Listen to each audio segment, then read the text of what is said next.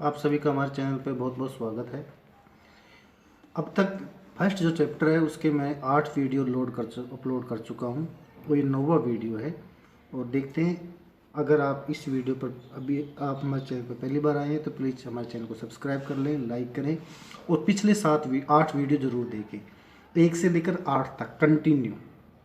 आप सर्च कर सकते हैं, सबका नाम एक ही है, बस 01, 02, 03, 04, 05, 06 ये थोड़ा चेंज है। आप नाम से सर्च करके वहाँ तक पहुँच सकते हैं। चलिए, तो विद्युत द्विध्रुव के अक्ष की बात मैंने कर ली थी। अब मैं बात करता हूँ विद्युत द्विध्रुव के निरक्ष की। देखिएगा, विद्युत द्विध्रुव के कारण उसकी निरक्ष रेखा या विषुवतीय रेखा पर, देखो निरक्ष रेखा भी इसका नाम है और विषुवतीय रेखा भी इसका नाम है, दोनों नाम इसके ही हैं। एक बार एग्जाम में ये नाम आ गया था और बच्चे कंफ्यूज हो गए थे क्योंकि उस समय किताब में निरक्ष रेखा ही दे रखी थी, ये नहीं दे रखा था, मोटे मोटे अक्षरों में। इसलिए इस पर भी ध्यान दें, विषुवतीय आ जाए या निरक्ष आ जाए, ये वाला टॉपिक हमें करना है। स्थित बिंदु पर विद्युत क्षेत्र का मान ज्ञात करना, ये एग्जाम में 2 बार पूछा हुआ है, इसलिए आपको ध्यान से देखना पड़ेगा। माना एक विद्युत द्विध्रुव AB है जिसकी निरक्ष रेखा पर स्थित बिंदु P पर विद्युत क्षेत्र का मान हमें ज्ञात करना है। तो इसका डायग्राम देखते हैं, पहले तो समझ में आएगा हमें। देखिएगा, ये एक विद्युत द्विध्रुव है, ये +Q और ये -Q है। ये इसका मूल बिंदु O, मध्य बिंदु O है, इसकी लंबाई 2a है। अब यहाँ O से R दूरी पर ये कोई बिंदु P है। इस बिंदु P पर हमें विद्युत द्विध्रुव का मान ज्ञात करना है, विद्युत क्षेत्र का मान हमें ज्ञात करना है।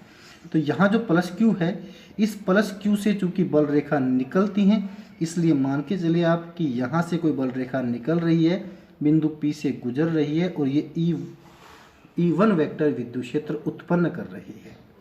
इस E1 वेक्टर विद्युत क्षेत्र के 2 घटक रहेंगे, एक तो E1 cos थीटा और एक E1 sin थीटा। तो E1 cos थीटा क्या है? E1 cos थीटा वास्तव में क्या है? ये वास्तव में क्षैतिज घटक है और E1 sin वास्तव में ऊर्ध्व घटक है। क्लियर?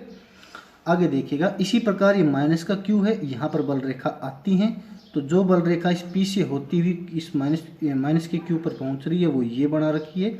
इसकी वजह से इसके 2 घटक रहेंगे, एक तो E2 cos और एक E2 sin। चूँकि E1 और E2 आपस में बराबर हैं, क्योंकि यहाँ से यहाँ की और यहाँ से यहाँ की दूरी बराबर है, इसलिए E1 sin से E2 sin कट गया, क्योंकि E1 बराबर E2 है।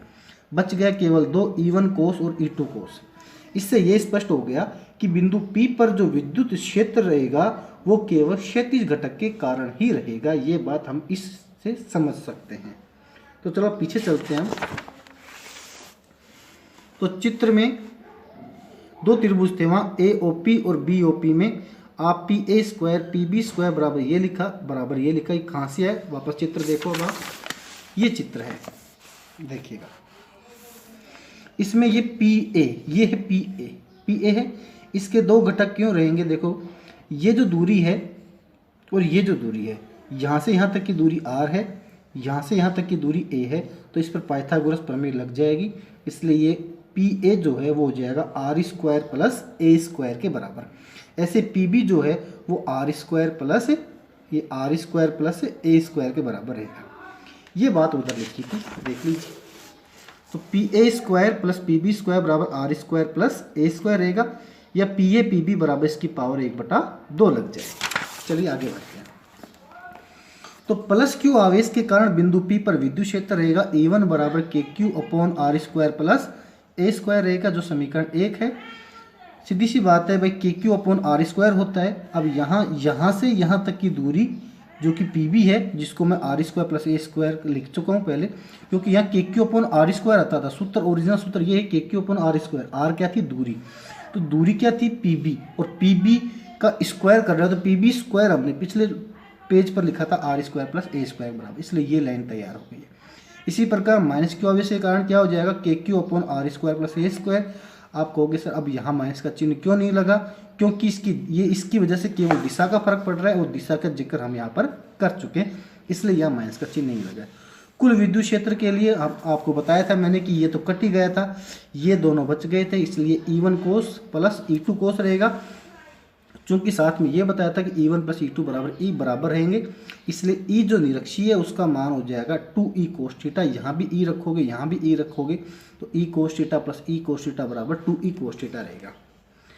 अब इसमें जो जरा देखिए आप समझिए, E की वैल्यू तो हम ऊपर से उठा ही लेंगे, कोई दिक्कत नहीं है, क्लियर। साथ में भी कोस थीटा की वैल्यू कहाँ से आएगी वो आपको देखना है।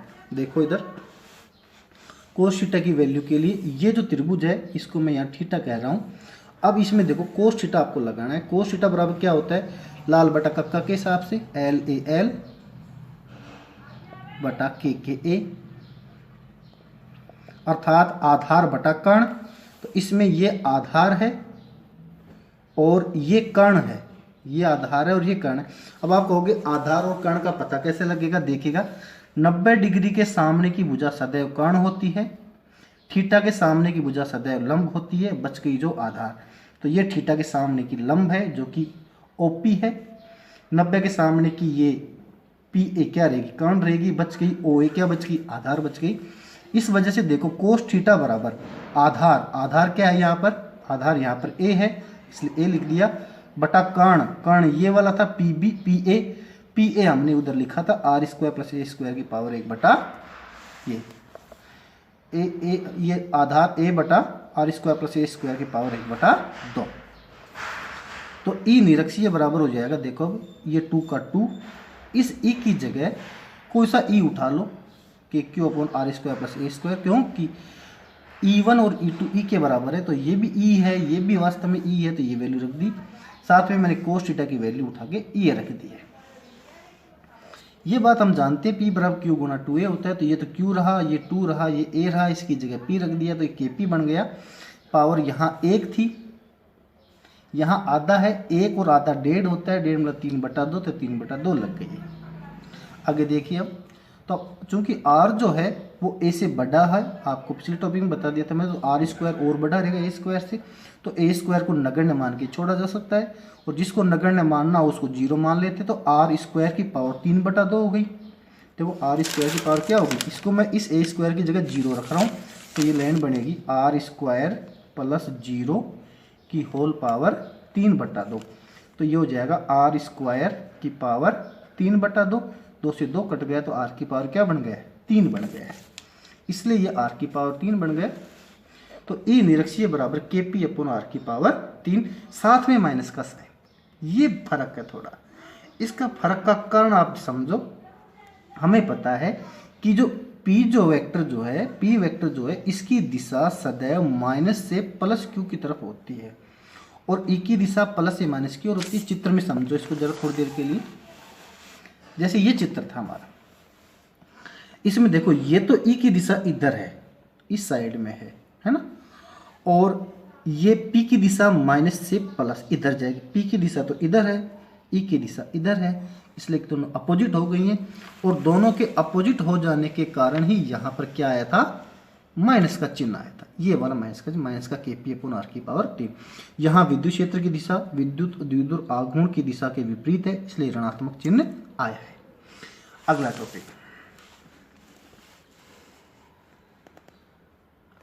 एक समान विद्युत क्षेत्र में द्विध्रुव पर बलाघूर्ण, अच्छा टॉपिक है, एग्जाम में 1-2 बार पूछा हुआ भी है। तो देखो समझो इसको, पहले डायग्राम को समझते हैं कि ये जो लाइनें हमने खींच रखी है, ये लाइनें हैं कोई विद्युत क्षेत्र E वेक्टर।